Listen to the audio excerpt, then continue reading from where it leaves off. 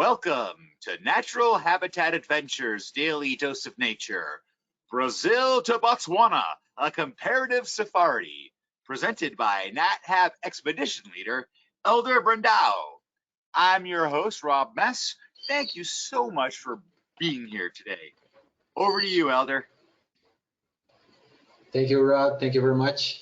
Thank you all for being here.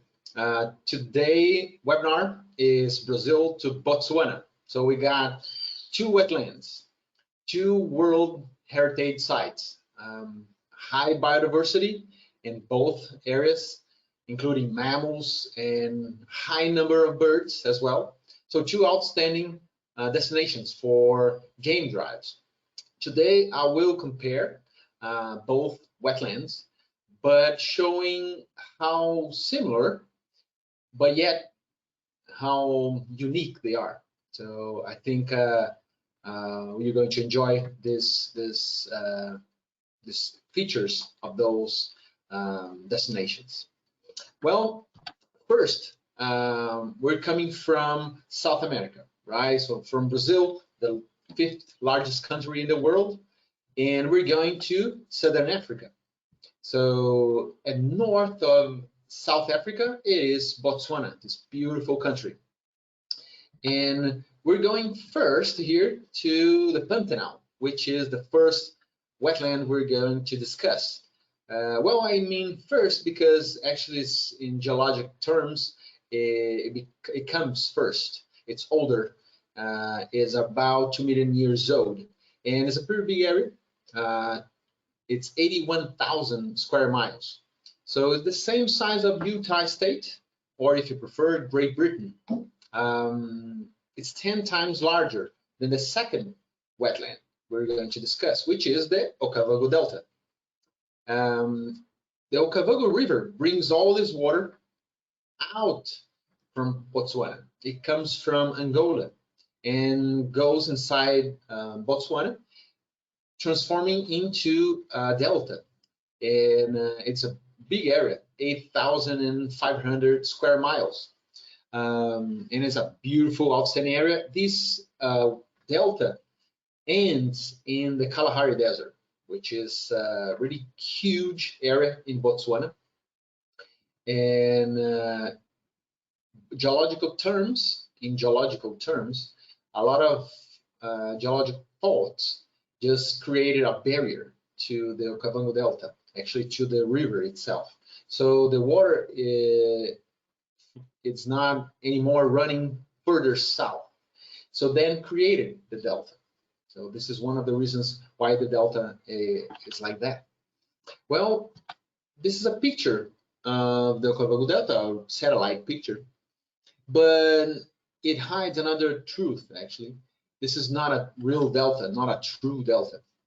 And even though it's a river basin and bringing sediments, it does not drain into a slower moving or stagnant water, which is the typical concept of delta. So actually it's a alluvial fen, right? Formed by landscapes, beautiful water plains, floodplains, and swamps, but also woodlands. So it's a big mix. If you compare with those, compare with other wetlands in the world. Well, today I brought here some pictures. So the idea is to show you landscapes, plants, wildlife, lodges, and safari experiences. So you can compare both destinations, but yet to see how unique they are, right? So how about we start here with the landscape in Botswana. So this is kind of a mosaic, and a lot of water and rivers and channels, a lot of islands of forests as well, dry areas. And as I said, it's a kind of a mosaic, and similar to the Pantanal, which you will see in the next picture. So that's a picture taken in the wet season of the Pantanal, which happens around January, February, March. So similar to Botswana, the rainy season comes around November, similar to Pantanal and October and November. But the different thing is the peak of wet season, January, February, March in the Pantanal, is different if you compare Botswana. The rain stops around February, March in Botswana. But it's not enough to raise the water in the highest levels. So what happens is there's a water pulse after that. Around May starts this water pulse coming from Angola. And this is a picture of the Okavango Delta. So then the water starts to rise, and June, July, and August will be with a lot of water there. Different from the Pantanal, where you got this period, quite dry area. So just to compare a little bit both. And that's a picture of the Pantanal. So you see how similar they are in the landscape, right? Well, we can mention now plants. So the idea here is to bring a lot of pictures. I brought a lot of pictures, and we're move them through them in a fast way, actually, just to give you some glimpse of plants and wildlife and groups of animals, so you can actually get an idea of both destinations. So this is a water lily in Botswana, and we got over 1,300 species of plants there. If you compare to Pantanal, we got over 2,000 species of plants. And well, this is because we are talking about the Neotropics, which is in the South America, and the highest concentration of biodiversity. And this picture shows 9 blooming water lily, which is fantastic, beautiful flower, just pollinized by beetles at night. So just to show, and you can compare actually the plants, the leaves, quite similar too. Now a picture of the landscape again, but notice the water, the grass, the palm trees, and the patch of forest there in the wet season. And now what I want to compare is in the dry season in the Pantanal. So even in this picture, in the dry season of Pantanal, how similar it is to Botswana. So the palm trees and the forest in the background. So you can actually see now 2 pictures together, how even in different seasons, they are similar, right? Well, this is a unique picture of Botswana. You don't see elephants in South America, but now it's quite beautiful to see the elephants there. One of the best places in the world to see, with the highest concentration of elephants. So great destination for that species. And then unique thing over in the Pantanal, the pink trumpet trees blooming in the dry season, which is a unique thing to see there. It happened twice, sometimes in a year, like in July, sometimes in September too. So different things, different unique things at both destinations. Well, we got crystal water at Botswana. I mean, this wetland was beautiful with sand in the bottom and crystal water there. And comparing with Pantanal, also not everywhere in the Pantanal, I need to say. This is just in the west part of the Pantanal, close to Bolivia and Paraguay, and it's an outstanding place with crystal water. And actually, you can go snorkeling. So it is just amazing and unique thing about that destination. And well, how about we go for the wildlife? We can start with the king of the savannas. We can start with the lion, and also to say it's around 130 species of mammals in Botswana. And I would like to show this lion because it's just showing performing actually outstanding behavior. We were driving in Botswana plains, and as you see, it's dry. And this male was a big male was just in the front of the car, and he was performing the flaming behavior, which is an important communication system for lions. And it just crawls the upper part of its mouth to catch pheromones. So just behind the front teeth, in the palate, like in the roof of the mouth, is the vomeronasal organ, which brings information from the air to the hypothalamus, and is a great information system, communication system for the lions. So it was just outstanding to see that in the safari in Botswana. And this is just after he met another male there, and he was moving away. And I brought this picture to show how the savanna looks like in Botswana. Well, another species of cat you can find in Botswana is this beautiful cheetah. Of course, this is a baby. I brought just to see how, just to show how great it is. It was just like 7-8 feet from the safari vehicle. So those kind of sightings you can see there.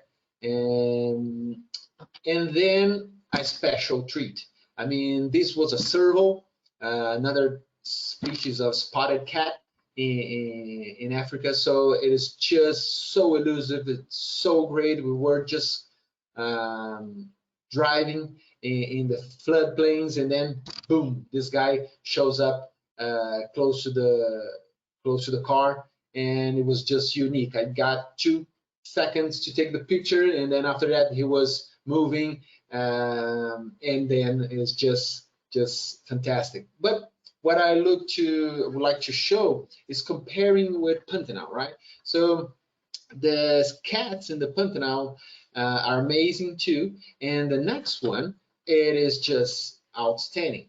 That's Ocelot, and quite elusive, rare to see, but in a daylight, a good light. And also to say, actually, in the Pantanal we have over 150 species of mammals, which is pretty great. And this is one of the best places. Actually, we visit one of the best places to see the ocelot in the NatHab trip. So that's a really great experience. But another cat that I would like to show is in Africa. It is that one, right? Leopards are just fantastic. Everybody wants to see them, and it is just beautiful. This is a female. It's called Vomba. This picture was taken actually in South Africa, but I have seen many leopards in Botswana. But that was so special for me. This is why I brought these. And the idea is to compare with another spotted cat in Pantanal, right? So let me show you here. The world's third largest cat, right? And so you can compare leopard with the jaguar. So first of all, the size, right? We got leopards can weigh up to almost 200 pounds, and then jaguars up to 300. So it's a lot of difference there in the weight. Now the picture, you can see the whiskers, right? Really long whiskers on the leopard, quite different from the jaguar there. Also, the size of the head, it's much larger in the jaguar and much wider, actually, to lodge really powerful muscles in the jaw. So this is why jaguars have the strongest bite among all the cats. So just like a good comparison there. And continue comparing those two big cats. You got a leopard there in Botswana in a huge tail, as you can see, beautiful long tail to give them a lot of control, a lot of skills on trees, which they climb quite well. And then you got the coat, which are rosette spots all over the body and solid spots in other places. But you got this beautiful coat. And then you can compare now with the jaguar in the Pantanal in the next picture. There you got a very short tail if you compare with the leopard. Even though jaguars are great climbers, they can climb really well trees. And then another difference is the coat, which is in the jaguar, you got the rosettes, but they're bigger, they're larger, wider, with black spots in. So that's the most difference that you can actually see in the coat, right? And also, I brought this picture because it's interesting the behavior we can see in the Botswana safaris. That was a male, and as you can see, the drooling of saliva hanging from both sides of the mouth there. This is a typical stress response to another males, right? So a territory thing there going on. So we were following this male, and then we found another 2 males in the area, and they avoid fighting. So they were just making a lot of the noise that they do, which is the roar, the leopard roar, and then establishing the territory. What happens also in the Pantanal, and that picture, the jaguar is just walking in a river beach. So it's a so beautiful area, and he was, as you can see, the drooling of its mouth happening the same thing, right? So other jaguars were around, and he was making the jaguar roar too, which is deeper and louder than the leopard. And in the rivers, actually, we can see jaguars a lot. And the next picture there is a leopard, a female, small actually female, walking towards the vehicle. Also another experience to see in Botswana. The animals are really habituated and confident, so they're coming close to the vehicles. And then another picture of the jaguar really close to the vehicle too. He was just eating a carcass of a tapir. Actually, we're going to talk about this animal later. But I mean, so close that it's not bothered by the car and having its meal. So that's a big male. So you just saw a small female leopard, and now you got a big male. So you can actually compare the sizes too. And how about the safaris? So that's a picture of a safari drive in Botswana. You can see the landscape, you can see the car with a cover as well. So it's just outstanding. They use Land Rovers and Land Cruisers mostly. And it's just an outstanding way to explore. Comparing to the Pantanal, also we got some safari vehicles there, also with a cover. We got different vehicles I will show you later too. This is one of the types in one of the lodges.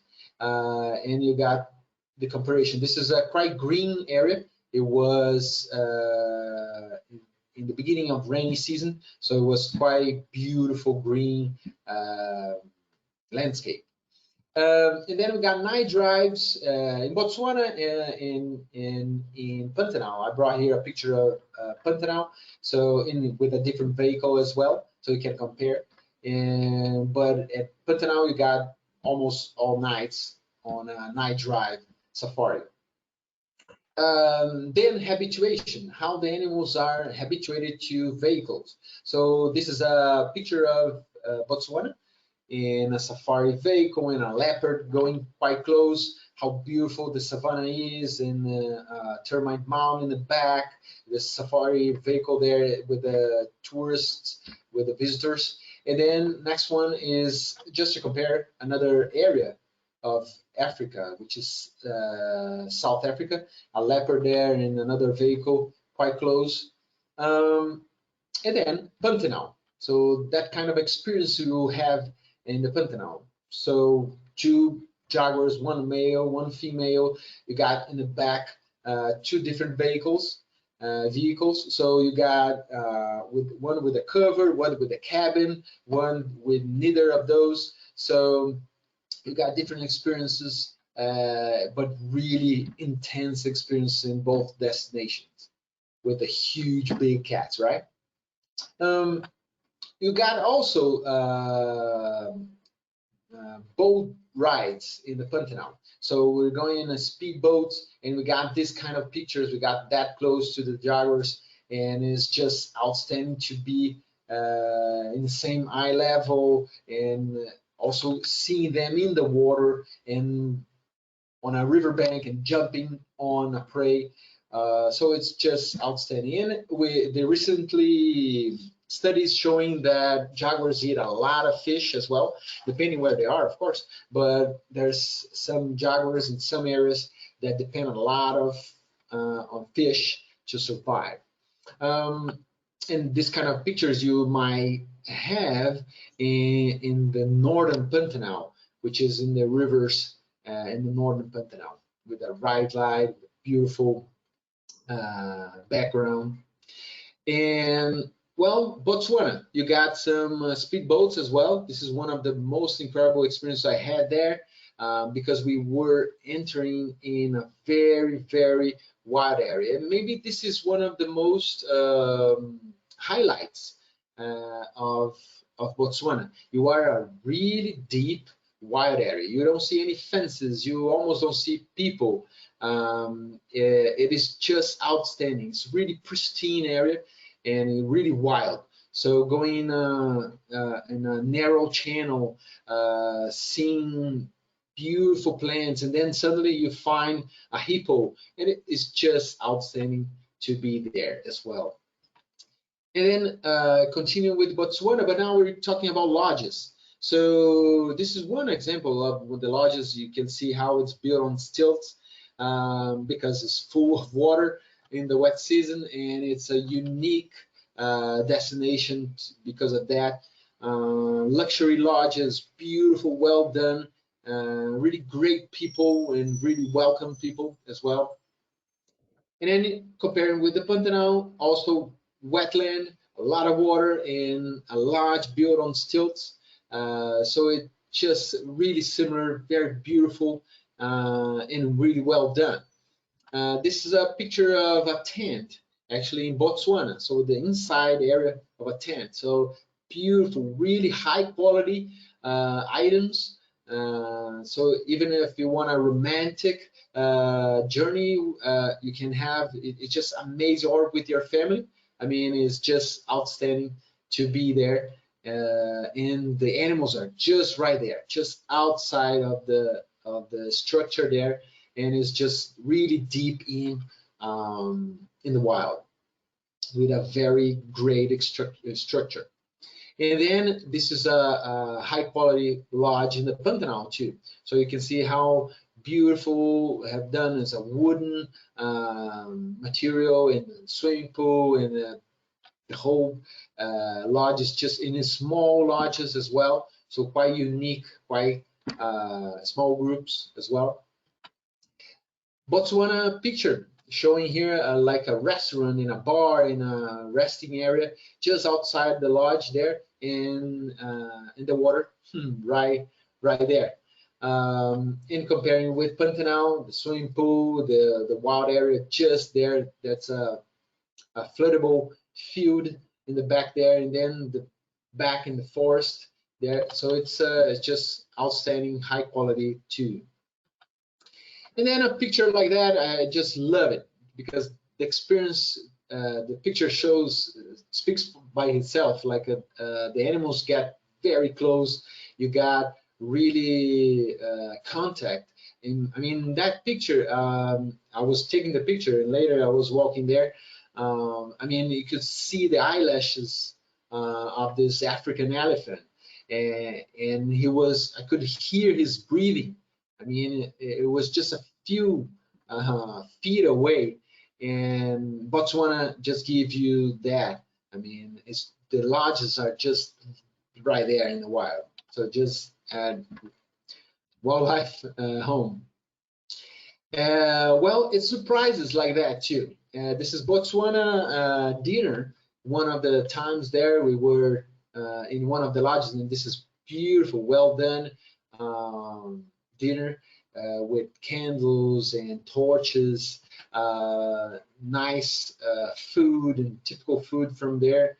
And then in the Pantanal as well, you can get a night dinners as well. It's special, done with beautiful settings. You can actually be right there deep in the forest, in the wetlands. So it's amazing. Or in the Pantanal, we got the barbecue, which is very famous. So there's a incredible barbecue that is done, set to the visitors, and with live music, local musicians, and it is just outstanding. The barbecue, it's served on skewers by the cowboys, and so it is unique. And then coming back to Botswana, we got on the water again. So that is Makuro. So outstanding canoe to go through the wetlands, and you go above, you go on the reeds and the water plants. The polar there, the guy that is just controlling the Makuro, he's bringing this pole in. It's just one or two people there in the Makuro, and then the polar. And it's really, really wild. I mean, you just hear the sounds of the animals, and you are right there. And you can actually find hippos or elephants, and I mean, it is unique. So, in canoes in the Pantanal, you got beautiful sunsets as well there. When you go for canoes, usually in the afternoon when the heat is not too high, in the end of the afternoon, and then you got some beautiful sunsets, and you can get pretty close to the wildlife, so caimans, capybaras, which we'll show to you. Well, now how about we continue with the mammals? We got the ungulates. I would like to show the even-toed ungulates here. First, the African buffalo, which is one of the big five, right? Is in the family of Bovidae. Also, in the Pantanal we got, but is an exotic one, which is a cow. We can talk about this in another webinar, but this is an exotic animal. Well, here, one of my favorite ones, this is Nyala, which is a beautiful animal, and then back in the Impala, really big animal, quite nice. And that's a great kudu. So all those are antelopes, right? In the same family, Bovidae. The greater kudu, we're weighing over 550 pounds. It's a really big animal. And then we got the blue wildebeest, also quite big and beautiful. I'm showing a few of antelopes because you can see actually so many species of antelopes, just to give you some idea what you find. Waterbuck, so also quite big, 500 pounds or over that. We got Tessisibi, which is beautiful animal and very strange looking like antelope.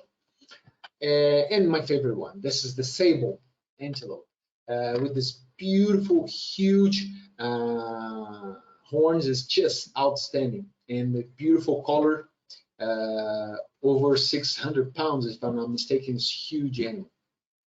And then if you compare the same ungulates, we got the even-toed ungulates in the Pantanal, but in a different family. This is a Cervidae, which is the deer family. That's a pampas deer, which is a pretty common deer in the Pantanal. We can see pretty well, and it's beautiful white markings. And then the largest one, the marsh deer, which is an outstanding animal with big antlers. And then I brought this picture to show actually the landscape too. So a marshy area, a lot of water under this plants.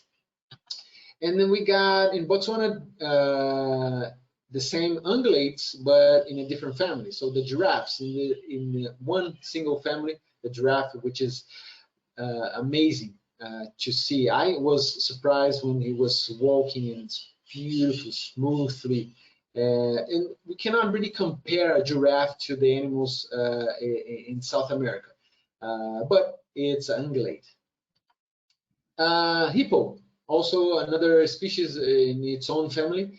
Outstanding animal going in Botswana, one of the best places to see because you just find in the water and on a macuro or on a speedboat is just outstanding. Of course, you need to be careful because they can be dangerous, but the guides are amazing there. Another family there, different family, warthog belongs to the Suigi family, which is the pig family. You can see a lot in Botswana as well, and you compare to Pantanal, is a totally different family. This is called peccary. This one in the picture is the white lip peccary. We have mentioned, well, actually, we discussed a lot of the peccaries in one of the last webinars with a special researcher.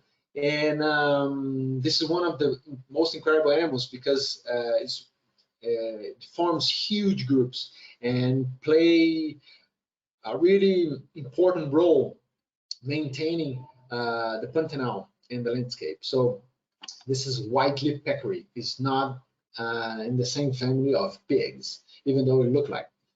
And then we pass to the odd-toe ungulates, which is outstanding animals. So you can see this white rhino.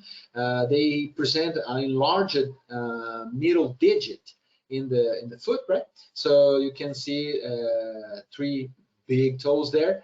It is just fantastic animal. I just brought this picture because we were driving, then in the middle of the road that just appeared, and then another vehicle was there and behind. The friend of ours, he was just coming. So it's just amazing, huge animal in Botswana.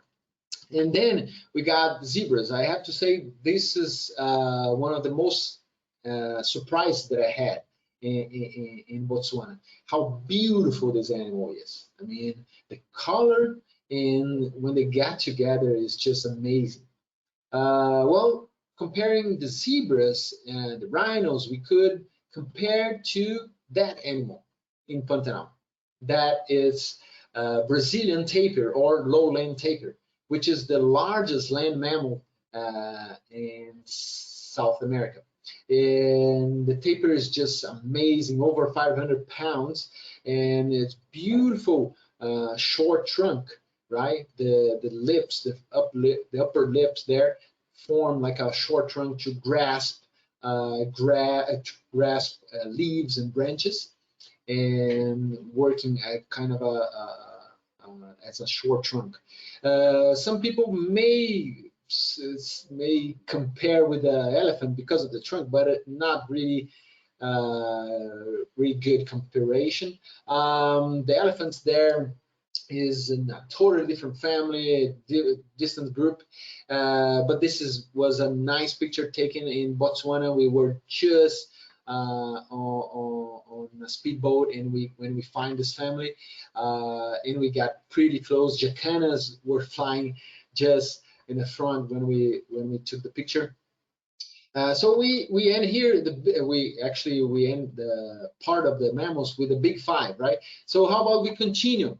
We finish the big 5 here with the lions, right? The leopard, the rhino, the buffalo, and the elephant. This is the big 5 in Africa. But how about we show the big 5 in the Pantanal, which is not defined as in Africa. Some people or some areas could say there are different species than that, but let me show you what I have here. The big 5 is the jaguar, which we have seen, the marsh deer, and the tapir. And the last ones are the capybara and the giant anteater. So the capybara here is the world's largest rodent, and you can see groups and big groups like the peccaries, the white-lipped peccaries. We see 200, 300 animals, and the capybaras also we got in big groups, can be 100, maybe around 100 in one group, and it's just outstanding to be that close to that group and seeing how beautiful they are, even in a safari drive or in a boat drive. And then the next one is my favorite animal in the Pantanal. I mean, the giant anteater is just an odd looking animal, but a beautiful and huge. This is over 2 meters, so kind of 2 meters. So this is 9 feet long. So it's beautiful animal. And long tail, long nose, short ears, small eyes. And you could compare that to aardvark in Africa, in Botswana in Africa, right? So this is a unique animal here in the Pantanal. And one of the best things that I do, one of the best things that I love to do is walking with an anteater. Like in that picture, we just get really close to those animals. And comparing another groups of animals, right? So canine, so this is blackback jackal, and we got to compare with the crab-eating fox in the Pantanal, which is not a true fox, but more close related to dogs. Going to the primates, we got booms in Botswana. It's outstanding to see these huge animals. Vertebrate monkeys, quite close, quite common as well. There's also bush babies, which is the galagos, but it's harder to see. And then if you compare in Pantanal, we got the capuchin monkeys, which beautiful animals. You see big groups as well. And then the Paraguayan howler monkeys. And it's just amazing to hear them in the morning. I mean, this is a female. The males are black and females are golden, and it's just howling. You can hear them kilometers away. So it is just outstanding to see those primates. But now going to birds, right? We got something about over 440 bird species in Botswana. This is the ostrich, which is a much bigger bird than the next one, which is you find in Brazil, in Pantanal, the greater rhea, right? The same family, and we got over 600 species of birds in the Pantanal. So just to compare those two beautiful animals.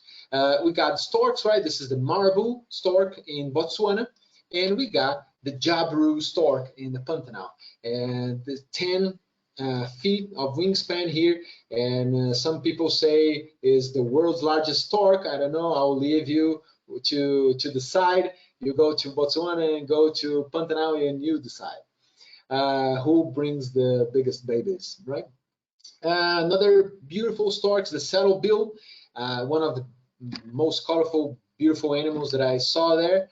And then if you compare to Pantanal, you could say the Maguari stork in Brazil. Going with the hornbill. This is a beautiful southern yellow-billed hornbill eating praying mantis. It's just beautiful, long bill. And comparing with the Pantanal, you got the Toko toucan. Colorful animal with a beautiful long bill, the largest of the toucans. Blue eyes. It's just amazing, colorful animal. Quite common as well. And we got bee eaters. So this is a white-fronted bee eater. Beautiful animal, guiding actually an insect. In comparing with the Pantanal, we could compare rufous-tailed jacamar.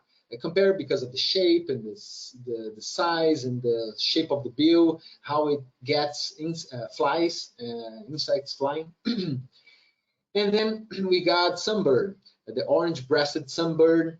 It was just beautiful in Africa. This was taken in South Africa, actually. And then comparing to the Pantanal, we got hummingbird. And this is a gilded hummingbird or gilded sapphire. And this I brought here because it was quite special when I showed this to a special group, actually an Africa guide guys that were in Africa. They were coming, visiting us in the Pantanal, and when we showed to one of the ladies, she started to cry, so that was quite special for me. And then coming back to Botswana, we got this common but outstanding, beautiful animal. This is Malachi Kingfisher. And we can see pretty well in Botswana. And then the ringed kingfisher, the largest one in the Pantanal. Secretary bird, I could not miss this beautiful animal. And if you compare it to Pantanal, we got a similar bird there. We got red-legged Siriema, which is an outstanding, beautiful color of the bill and the blue eyes. And it's outstanding to hear them. The sounds of the Siriema is just outstanding. You could spend the whole morning hearing them. They usually walk in couples and singing for territory.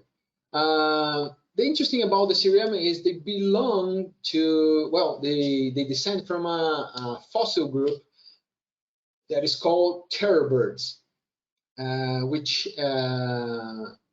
they are not alive anymore, but they were huge. They were top of the food chain 20 million years ago in South America, and would weigh up to 900 pounds and were up to 9 feet tall. I mean, they were huge. They would hunt big mammals. So the red-legged Siriema, it comes, they are related to those animals, those fossil animals. And then ending with reptiles, we got the crocodile, the Nile crocodile in Botswana with 64 species of reptiles there. And then if you compare to Pantanal, we got the Paraguayan caiman. And then we got over 120 species of reptiles in the Pantanal.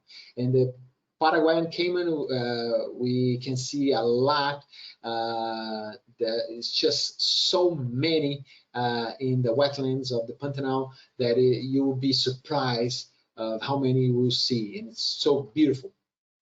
So we got a lot of groups, right, of plants and mammals, birds, reptiles, but also to end our presentation, we got the sunsets of Botswana, which is just outstanding. The Botswana is quite flat, similar to the Pantanal. It's really flat area, and like a picture of sunset in the Pantanal as well, with a group, a NatHab group we were taking there. It's just amazing. This was Cuiabá River, and another picture of Botswana sunset, and then comparing with Pantanal sunset. And I think this was the idea, to give just a glimpse of what you can expect in both destinations. But of course, this can be much richer. I mean, I could make 3 or 4 webinars about this. Maybe it's worth to make Brazil to Botswana part 2 later. Let's see. But I think that was the idea. So thank you very much all. Those are my email and contact Facebook and Instagram if you want to contact me. So thank you very much, and we're open for questions so we can talk to people here now. Thank you, Elder. Now, before we start the question and answer session, I'd like to remind everyone that you can submit your questions via the question field in your control panel. All right, we do have some questions for you, Elder. So, Yeah. Let me ask you, what is the likelihood of seeing a jaguar in the Pantanal compared to the likelihood of seeing a leopard in Botswana? Well, we got a lot of chances to see leopards in Botswana, and a lot of chances to see jaguars in the Pantanal. I mean, we see a lot. I mean, we don't guarantee anywhere. This is wildlife, right? But I mean, the chances are really amazing. I mean, really amazing to see, and see really great quality sightings, right? Not just 2 seconds like it was years ago, like 7 years ago. Now we can really have chance to see in the Pantanal jaguars for a long time and see a lot of natural behavior, similar to the sightings of leopards in Botswana. Great, thank you. Beautiful animals. So let's talk about vehicles. So it looks like the number of people in the vehicles are greater in the Pantanal as compared to Botswana. Is that the case, or was that just the picture? Yes, a little bit, depending where you go, depending where we go. We got a little bit bigger safari vehicle or a little bit smaller. But all our window seats, we always not have always work with that, right? So people can actually have a window seat, just you and nature right there, on a big or in a small safari vehicle. So the experience, it is amazing. Like going in the wetlands in Botswana and going in the wetlands of the Pantanal, to be outdoors on those vehicles, it is just amazing. I mean, it is pristine. How often can you get out of the vehicles to walk or to take the photos? That is one of the highlights of the Pantanal. Anytime, because with exception of one time, but anytime you can go. So if you are driving and we see an eater, we can stop, slowly move all people out of the vehicle, start to walk and get pretty close. Or armadillo, or a group of monkeys. So this is, you cannot do this every time in Botswana. It just depends a lot, right? But on the other hand, you can do that in Botswana. So yeah, the experience is outstanding to go on foot in Pantanal. And the only exception we do this is with the big cats, so the jaguars or pumas as well. So we maintain we inside the vehicle. We stay in the vehicle. We want to keep going the habituation process, so the animals see the vehicles not as a threat and nothing to deal with. So this keeps the whole thing on, and then we can see jaguars like 5 feet away from a car. Wow, exciting. All right, let me ask you this question. How many insects, how buggy is it in the Pantanal? Yeah, well, the trips we run in the Pantanal that have trips, we don't go in the wet season, okay? And one of the reasons is because the access is harder, but also the bugs, the mosquitoes. Mosquitoes are in the wet season, it's really tough. So from December to March, April would be really, really hard. So a lot of mosquitoes. So the trips, the NatHab trips run in the dry season from June to September, October. So that's, in that, it's almost no mosquitoes at all. Just if we have some rain and then you got some, but it's not really a problem. And then you're comparing to Botswana, not really a problem, mosquitoes there. What about spiders? Which tour has the fewest spiders? We have some insect issues here. Well, we got a lot of insects in the Pantanal, and especially, spider specifically is not an insect, but a spider would be the tarantula, which is outstanding. Outstanding. Tarantula, the curly hair tarantula, it's a big, kind of a human size hand, right? So it's just amazing to see that. What do we got?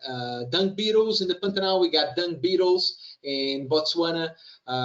You get praying mantis and cicadas. And depending the time you go to the Pantanal, you got a lot of beautiful sounds of cicadas. So it's just amazing. Both destinations have its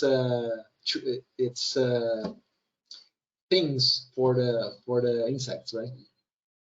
Oh, that's an interesting question too. That comes up. What do these environments sound like? Does one sound different than the other? Unfortunately, I would love to show the sounds, but it's not doable by internet. But the sounds are amazing. If you compare the Pantanal, especially in the rainy or in the wet season, the frog life is just outstanding. Almost crazy to hear. So many species calling in the same time. So it's amazing. But then you got in the dry season, ibises, really loud pitches, and then you got the macaws, which are huge, huge birds that you can see in the picture there. And they are really loud, and parrots coming back to roost at evening. And those are the sounds of the Pantanal. I mean, really loud and beautiful. And if you compare, and then to Botswana, you got, for example, the night sounds like the leopard roar, and the sounds of the elephants. I mean, it's just so much to compare. Maybe another webinar just about sounds. Or you just have to go there and hear it for yourself. Mm-hmm. So now, if I go during the dry season, will I be able to see wildflowers in either place? You said dry or wet season? During the dry season, is it still possible to see the wildflowers? Yes, a lot, especially in the end of dry season. We see a lot of flowers as well. So blooming water lilies, we got the pink trumpet trees, the yellow trumpet trees, and the white trumpet trees. So it is so many species that actually there's a lack of study. Well, a lack of producing beautiful flower books to carry on the field and to show people. This is one of the things we need to improve in the Pantanal, like a field books to bring to clients. Yes, you would see a lot of flowers in the dry season, and then if you go in the wet season, you also see a lot of flowers, but different species as well, because the different system of the water in the Pantanal and the biodiversity of the plants. So it would be different species. So the lodges that you showed were absolutely beautiful places. Let me ask you a couple of questions about them. Are they solar lit or do they have electricity? In the Pantanal, you have both. Some are even the same lodge has solar panels and also connected to the grid. So you got both things, and more sustainable actions, sustainable initiatives are being taken in the Pantanal. So things like that are great, are getting great in the Pantanal. But Botswana is much ahead of Pantanal in terms of sustainability. So things to bring from there to the Pantanal. Now, if I was staying at one of the lodges, not that I would need it, but does it have internet, radio, or television access? Yes, there is Wi-Fi in all the lodges we pass in the night trip, and sometimes the connection can be bad if you get some storm, something like that. But this is everywhere, right? In some of the lodges in Botswana too, this happens. So let me ask you this: if grandparents were to take their teen grandchildren on a trip, is there one that you would recommend more than the other? You mean comparing Pantanal to Botswana? Absolutely.